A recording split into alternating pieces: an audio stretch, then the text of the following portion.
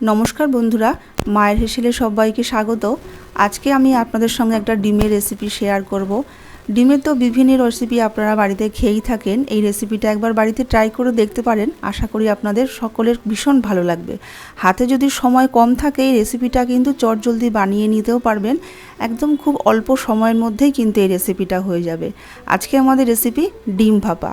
তাহলে চলুন ডিম ভাপা বানানোর জন্য আমাদের কি কি লাগছে আমরা দেখে নিই। আমি এখানে মুরগির ডিম নিয়েছি, এখানে আমি 5টা ডিম নিয়েছি। আর লাগছে হলুদ সর্ষে, কালো সর্ষে, পোস্ত, সর্ষের তেল, হলুদ, চিনি, কাঁচা লঙ্কা আর কাশ্মীরি লঙ্কার গুঁড়ো আর ফ্যাটানো টক দই। প্রথমে আমরা ডিমটাকে একটু সেদ্ধ করে নেব। বেশ অনেকটা পরিমাণে জল দিয়ে 5টা ডিম দিয়ে দিলাম। ডিমটার মধ্যে একটুখানি নুনও দিয়ে দিলাম। গ্যাসটাকে হাইতে রেখে আমি 5 মিনিট মতন ডিমটাকে সেদ্ধ করে নেব। এই সময় আমি একটা মশলা বানিয়ে নেব।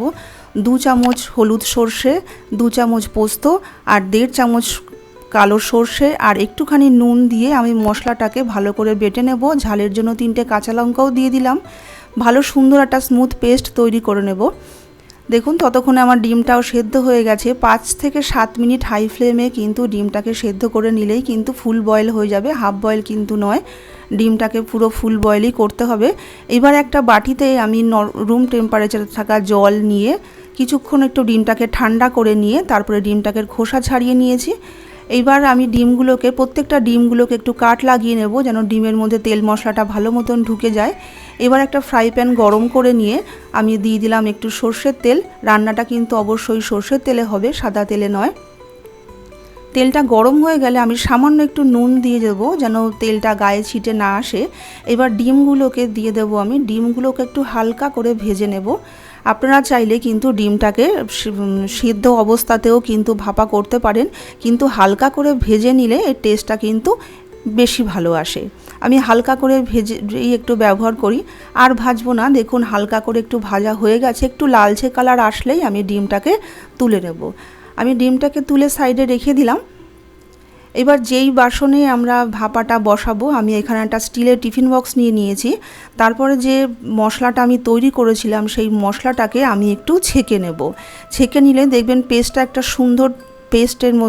সুন্দর পেস্ট তৈরি হচ্ছে। আর যাদের গ্যাস অম্বলের সমস্যা আছে তারা কিন্তু এই সর্ষে বাটার যে কোনো জিনিস একটু ছেঁকে ব্যবহার করলে সেই সমস্যাটা আর থাকে না।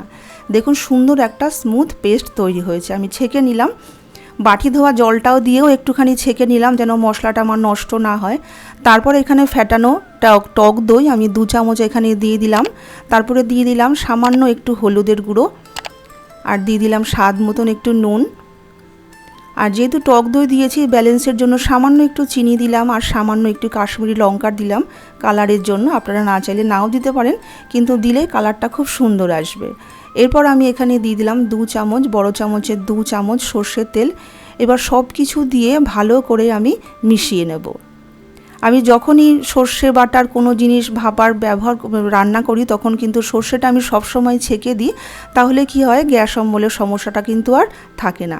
দেখুন সুন্দর করে আমি সব কিছু মিশিয়ে মশলাটাকে আমি তৈরি করে নিয়েছি। এবার ভেজে রাখা ডিমটাকেও আমি এক এক করে সব দিয়ে দেব। ডিমটাকে দেওয়া হয়ে গেলেও এবার আমি একটা চামচ দিয়েও ডিমের ওপরে একটু মশলাগুলোকেও দিয়ে দেবো যেন মশলাটা সুন্দরভাবে ডিমের ভেতরে ঢুকে যায়। তেল, ঝাল, নুন এটা কিন্তু সম্পূর্ণ আপনাদের টেস্ট অনুযায়ী দেবেন।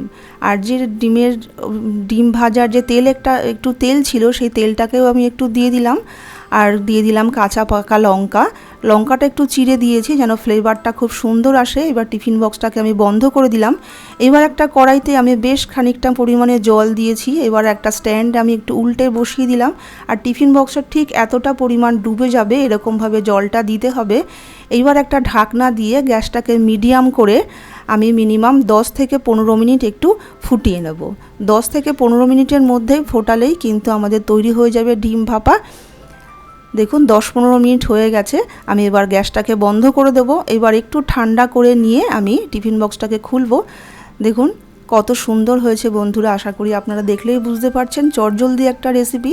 আশা করি আজকের রেসিপিটা আপনাদের ভালো লাগলে একটা লাইক করে দেবেন আর প্লিজ আমার চ্যানেলটাকে সাবস্ক্রাইব করে আমার পাশে থাকবেন। আর কমেন্টে কিন্তু জানাতে ভুলবেন না যে আপনাদের এই রেসিপিটা কেমন লাগলো। আপনাদের কমেন্টের জন্য আমি কিন্তু বসে থাকবো যে আপনাদের কমেন্টটা কেমন লাগলো। আজকে এইটুকুই, দেখা হবে আবার অন্য কোনো ভিডিও নিয়ে। নমস্কার।